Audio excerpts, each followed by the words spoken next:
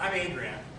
I'm Anjali, and we picked number 3. The way we picked it was we made little sheets of with numbers 1 to 10, 10 different sheets, and then we felt one at a time with vibrations when we were in meditation. So the one that actually gave us a very strong vibration in both the hands is the one that was saying, okay, pick me. So that was our number 3. And number 3 represents Nabhi. Nabhi. So there's actually 2 parts to Nabhi.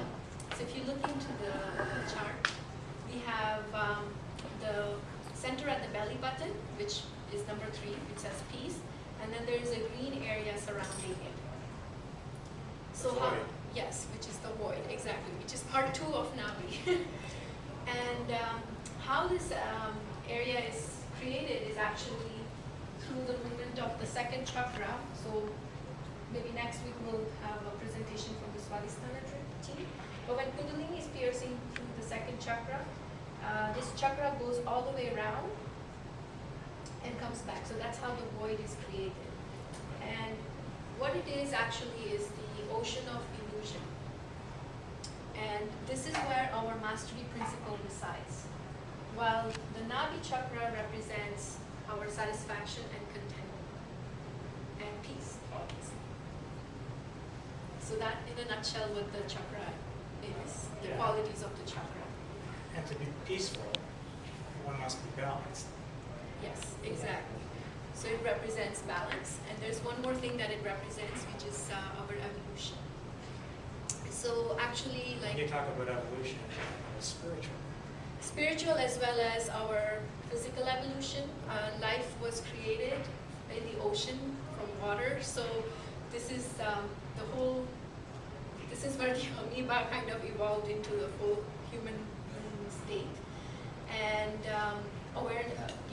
evolution of our righteousness as well, evolution of not just the physical body, but also our spiritual and emotional body. Exactly. So quite an interesting evolution. exactly.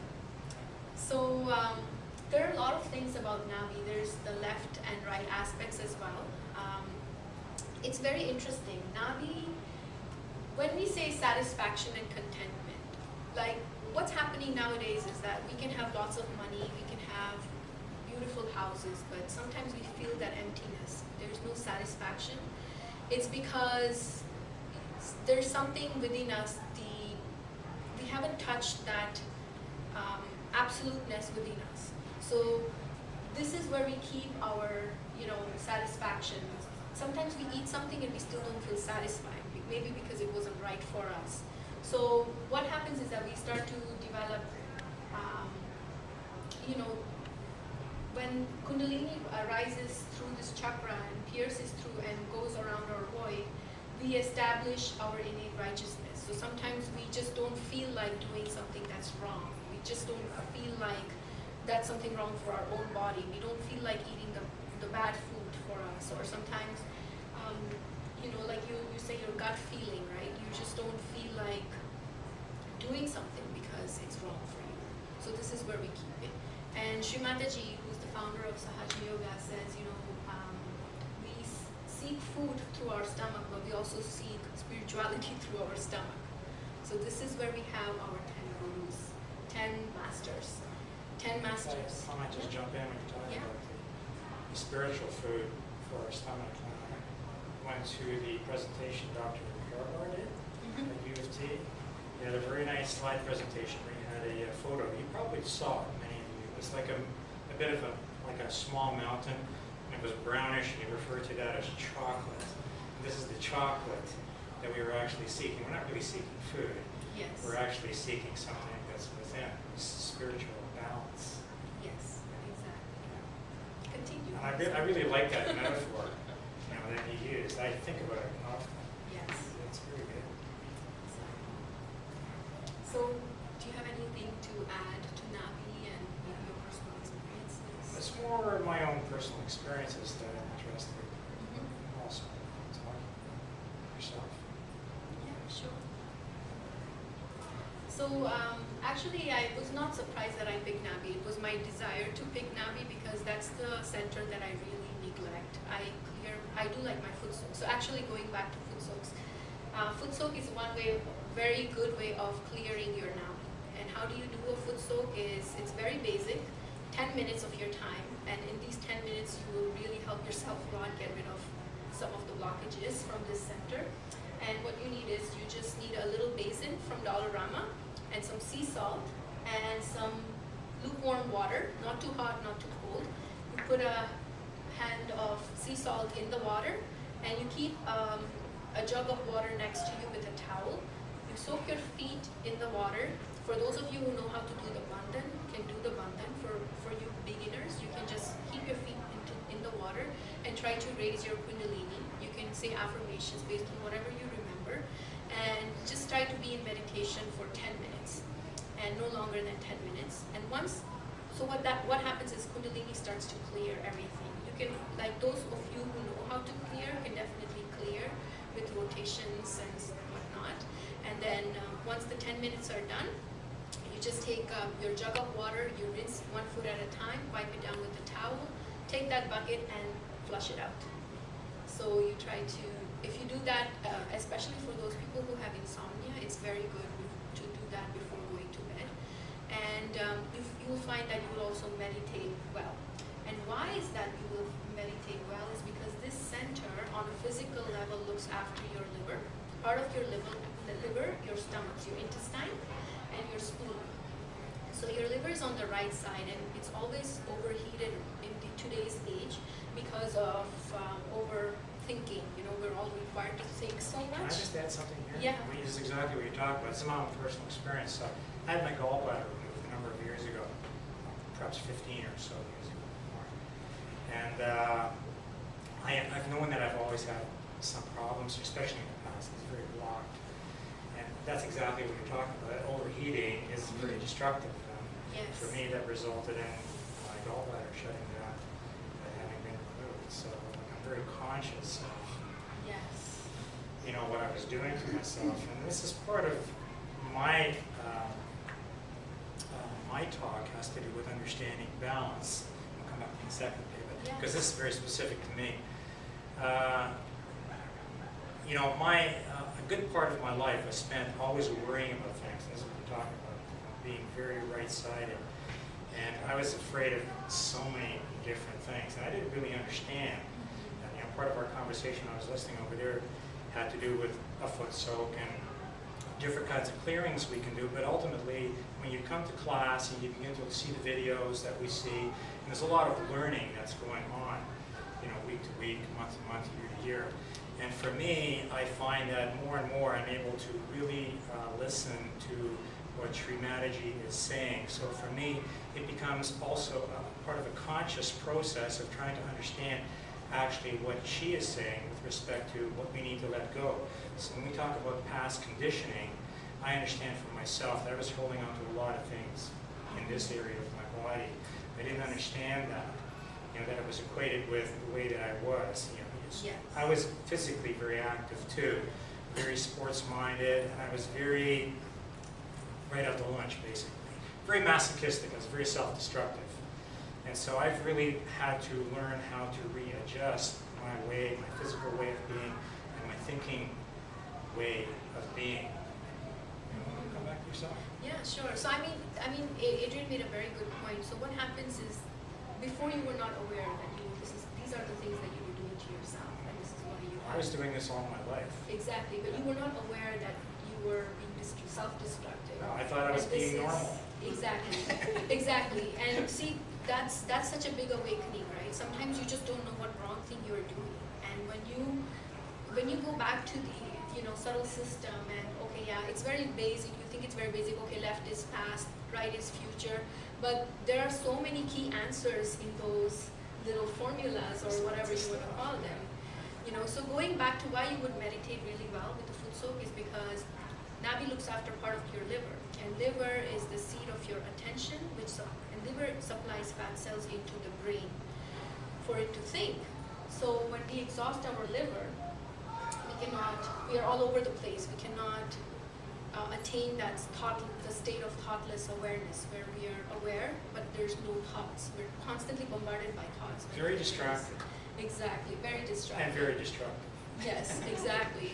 So when you do foot soaks and such, it helps our physical organs heal, and therefore we can meditate better as well. So that's one trick to clearing your navi. Do you have anything to add? I have other techniques. Oh yeah, I do. We can go back and forth because that's kind of fun to do. Yeah. So for me, when I picked 3, and then I got thinking about what I was going to be doing, I don't really like to think too much now. But the idea of Lao Tzu came to me. I don't really understand why, but I do now. And that's very interesting for me to talk about because as some know, I like to paint. And a lot of what has happened for me, which is all very positive, has to do with the creative process, which has very much to do with the Swadhisthana also, but we're talking about the void. And for me, a lot of things come to me through my artwork. Now I did a piece of artwork actually some time ago, it's not current, but it's very interesting. I'm going to show you the painting, and I think you'll understand. I don't know how well you can see it, but you're going to get it after. The gentleman that you see in a painting is, he's Asian, okay? But what you might see is a pair of eyes right here. I don't know if you can see that from where you're sitting, and there's kind of a shoulder up here like this. So this was a different painting a number of years ago. In the studio I go to, I took, and it's a woman, I believe, that was originally on this canvas. And so I'll try to construct the story as I go along. The woman I see now for myself as the feminine aspect, which for me represents the spirit, okay? Anyway, I did the painting, and I think the model was actually Mongolian, in some kind of Mongolian garb. But this has no correlation with why I picked Lao Tzu, but I see the connection now, because we're talking about Lao Tzu is also Asian. And for me, my introduction to Sahaj was in 1999, and we were at the rec center at Glen Abbey doing a Tai Chi demonstration. And I was already on my spiritual journey then, but I didn't understand even why I was doing Tai Chi. When our Tai Chi demonstration was over, I walked around, much like the exhibits are set up today, right? And lo and behold, down the end somewhere, there were a bunch of people sitting like this, and some people were working from behind as somebody else, and I was just standing and watching. I said, would you like to try that? I said, well, sure, why not? And I didn't see what the person was doing. He was a young man, probably no more than 19 or 20. I sort of remember that. And when he finished, he asked me to put my hand here. I went like that, went like that. I'm a science person, so I understand, okay, when your hand's further away from your head, it should feel a certain way. But it was the opposite sensation that I was getting. I thought, oh, it doesn't make sense. It doesn't make sense. And then I just went away, and I took a brochure with me, and I stuck the brochure in my briefcase, and I didn't look into that part of my briefcase where I had the brochure until probably 6 or 7 years later. And then it occurred to me, maybe I would like to come to one of these sessions, and I did. The reason I'm talking about this gentleman, Lao Tzu, is that for me, today I get it. I just want to give you, if you don't know what Tai Chi is, it's really simple, slow movements. So here we've had, people that dance, and we've had special performances on dance, and we can feel that, right? And then, we have music, and we can feel that. For me, it's not that I go to Tai Chi anymore, but I still do it in the backyard. So when I do things like this, or, whatever the different things are in Tai Chi that you do, and I never experienced this before, I can feel everything. So when my hand goes by my face, and down like this, this particular exercise, we stand like this. This is just a warm-up exercise we do in Tai Chi. Okay, and I'll tell you what I'm talking about in a second. So when I do this movement, I can feel my hand going across, I can feel my hand going down, I can feel this hand going around behind here, I can feel all the I can feel everything, okay? And it's amazing. And once I start into the actual set of Tai Chi, it's wonderful. Like I can feel everything. I'm going, wow, It's too bad I couldn't have experienced that when I was doing Tai Chi with a group, but I can experience it now. And I'm going, wow, it's amazing. So this is about flow, okay? And when you're talking about doing a foot soak or really many of the other things that we do. When we come here, and I was here 2 weeks ago, we were dancing a little bit or clapping our hands and so on. To me, that's all about being in the flow. So whether it's a painting that's being done, or dance that's being done, or music that's being done, there are so many things that are so creative and so like beautiful. You can feel everything. It's about being connected. So, and I hadn't thought about it for years. So when I was thinking about Nabhi and Lao Tzu, so I read about Taoism, and I knew that Taoism was a religion, you know, because when we first did the guru game, you know, these things were reintroduced to me, although I didn't think about Taoism then. But I couldn't really understand why I had gone to Taoism. So in my journey, I have gone through a number of different things, experiences I'll call them. And it's, for me, the pieces are coming together with respect to balancing. That's why I bring up balancing again. So for me, having been very athletic when I was young, and being very masochistic and self-destructive, and also being completely silent, because I was always afraid to speak, believe it or not. So I was the whole thing about me, I was very out of whack, you know, the whole thing. So my introduction to Sahaja Yoga back in 1999, I didn't understand it then, but I had the experience. And I remember lying in bed at home, and all of a sudden I'm lying there, I can see all this stuff swirling around me, going like this. I said, what's going on? Like, what is that? But I never made the connection back to Sahaja. I thought it had something to do with Tai Chi. I don't know, maybe it was both. I really don't know for sure. But it's quite likely that all of these different experiences that I've had, let's say since about 1995, it's just part of that journey that you were talking about earlier, this evolution. And it's many aspects. So I find myself now, because I like to ride a bike, and I was in Chile riding a bike, and so now when I go for a bike ride, I go for an hour instead of like 4 hours. Coming back totally exhausted and feeling like you understand what I'm saying? That's the way I was my whole life. I thought I had to do that kind of stuff because I thought that's who I was. But then to realize that's not who I was, I was distracting myself from the pain I was in, not realizing that what I really wanted was to experience that chocolate within and to feel peaceful, to feel centered, to feel tranquil, to feel calm. All those things. And it's hard for me at times because I get reminders from my friends and so on, because a lot of stuff about me they don't get. Like they wouldn't understand a painting like that.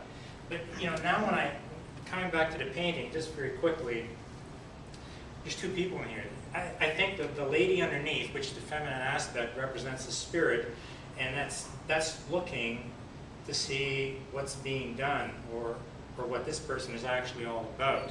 So when I look at this painting, I understand there's me, the physical, the emotional, that kind of stuff, but I understand what's really here is what's here, is the spirit, okay? And so when I did this painting, I don't know where the date on this is, but I did this about 5 years ago, this painting. So I think this painting was the beginning of me beginning to understand the journey that I was on, if you understand what I'm saying. So now I look at the painting and I'm saying, oh, okay, now I get it. Okay, and that's kind of my story. Very nice story.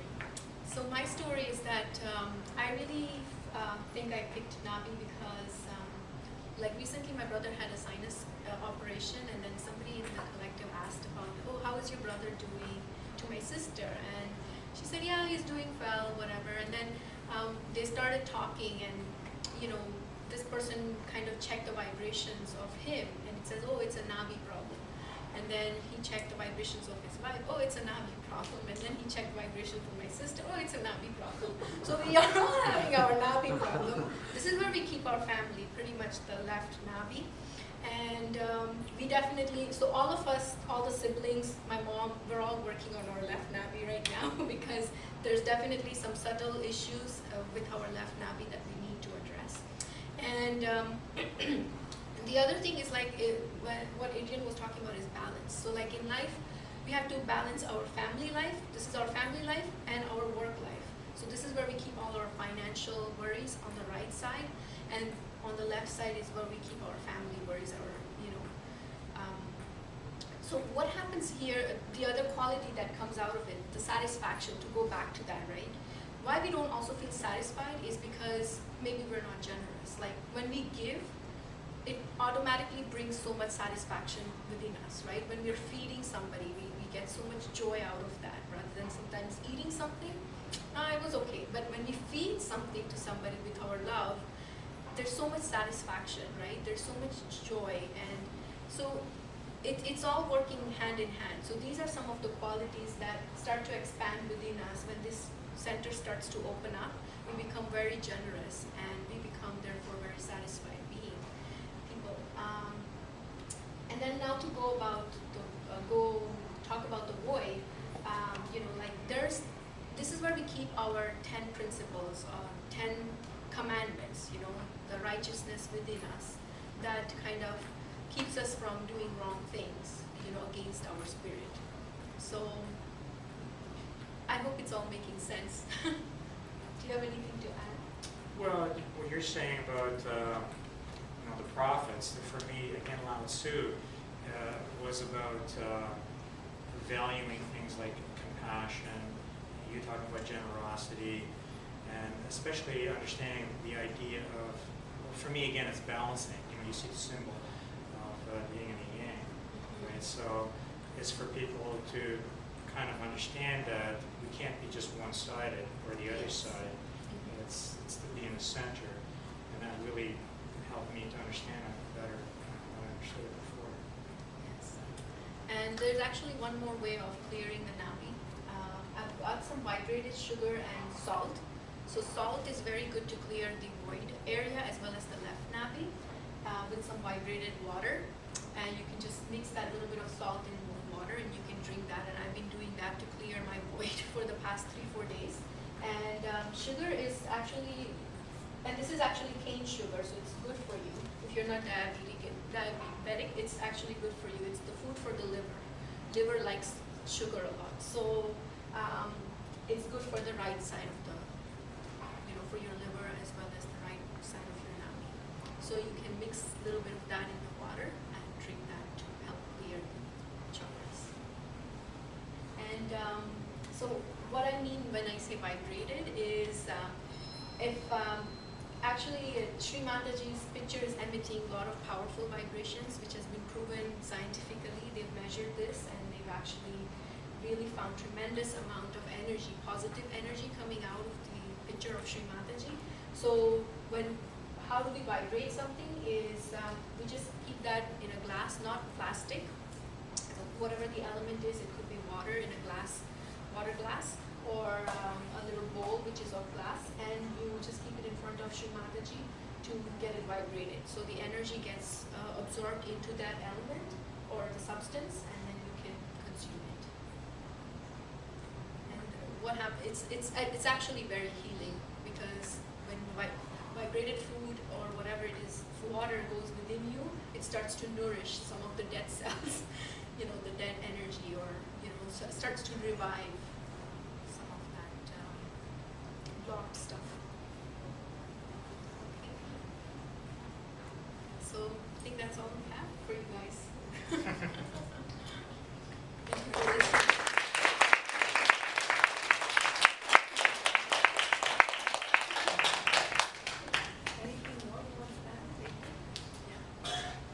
Like to reduce things to simplicity.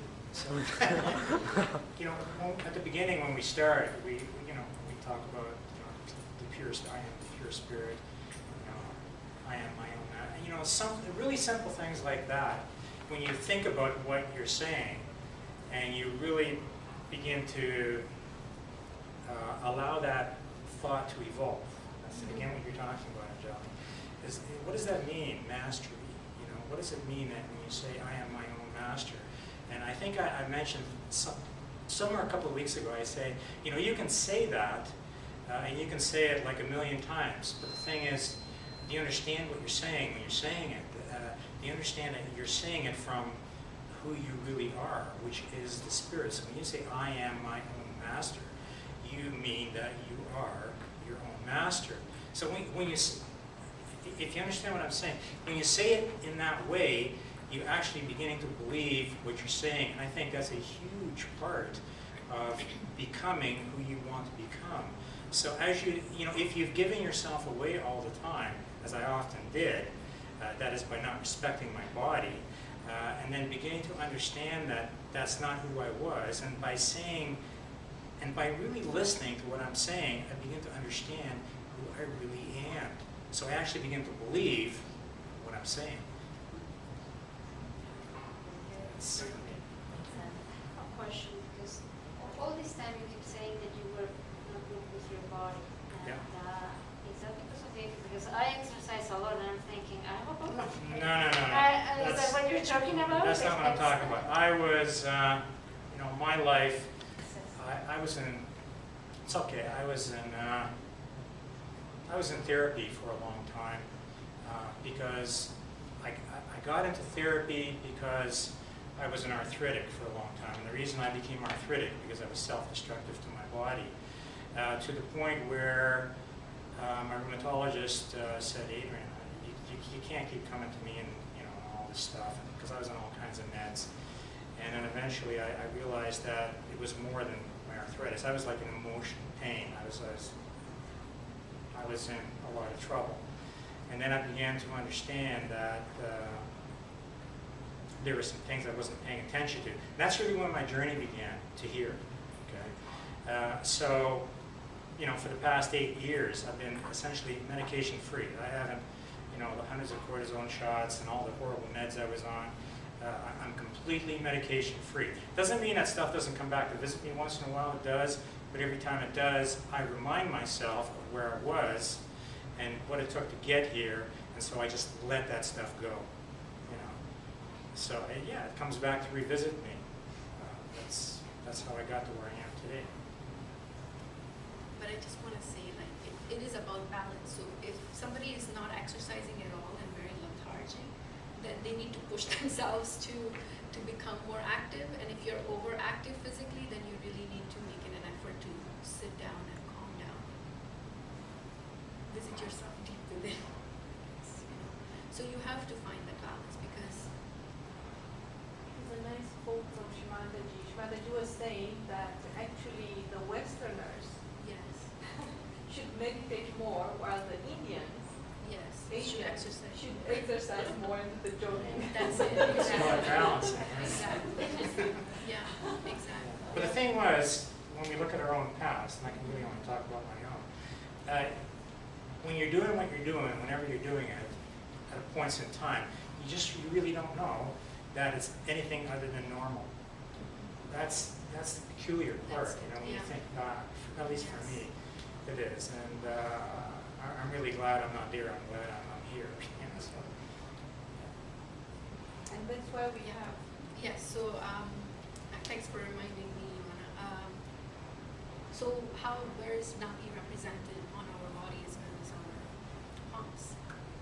Exactly, so the middle fingers, so if they're tingling, if the left one is tingling only, then it's the left Nabhi, which is the issue. So this could be due to family issues, okay? And right side, if you're worried about your finances, or if there's physically something wrong with your liver, something, you will feel the right Nabhi. And actually Nabhi and Swadhisthana both are very, very connected. So you might feel both of them at the same time, because when the second chakra goes around the Nabhi and comes back down, that's why you feel they're very, very interrelated. You feel the void on the side, like around the center of your palm. So this is, if you feel a lot of sensations here, then you know that you need to clear your void. Okay. And Nabhi, because we said it's the balance, right? If you notice on our body, it's the middle of our body is our navel. So this is where we feel the Nabhi. Then the middle of our arm is our elbow. So this is where we feel the Nabhi here. Sometimes you might feel sensations here or in the back, something like that. And then the middle of our legs is the knee. So you might feel, if you feel the back, it's the void you're feeling, and if you feel the knee, then it's your Nabhi. Just to add to that, Yes. for me, exactly. So I've had elbow problems, Yeah. and I've had surgery on both knees like, a long time ago. So it's not a coincidence. And then on your feet, if you feel the big toes, so that's the only one that's not in the middle, but it's the big toes that you feel. That's the navi on your toes. So it's very interesting. Your What body about responds. Greece? Okay, so I wanted to talk about Greece, but I wasn't sure. Okay, so Greece is kind of like East meets West. Greece and Turkey both, Mataji was saying.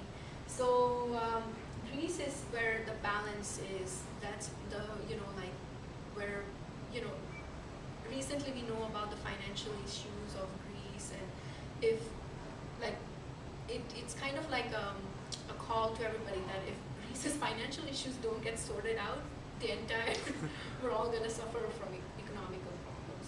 So, so that's what it is. Like Greece is the navi of the universe. It's the exactly. So it's called also the Manipura, right? The Manipura of the world. I have something here. And in Greece, actually, Athena had incarnated in Greece, and she was kind of like the integrating force who was there to create a balance. So she was like the kind of like a divine personality that was trying to establish the peace and the balance. So I don't know. I hope I've covered it all. Did you say that story about Athena and Zeus? Actually, that she had to open his path. Actually, and I that's don't know. Kundalini. Yes, Mataji was saying that Athena was actually a representation of Kundalini energy. That's right. Atha words, it's a Sanskrit word. Atha means primordial. So Athena comes from the word Atha. Atha means primordial. And yeah. And I don't know the story. So And you it is can that tell us. story that her dad was Zeus, was actually the godfather, yes? He had pains, terrible pains in his head, and actually she had to open his head so Okay. the So pain would go away. So Shmataji was saying that it's so clear connection with Kundalini because it really has to open the Sahasrara chakra, and many seekers complain about clinical stages and really like headaches, but in this region, because Kundalini is trying to pierce, it's very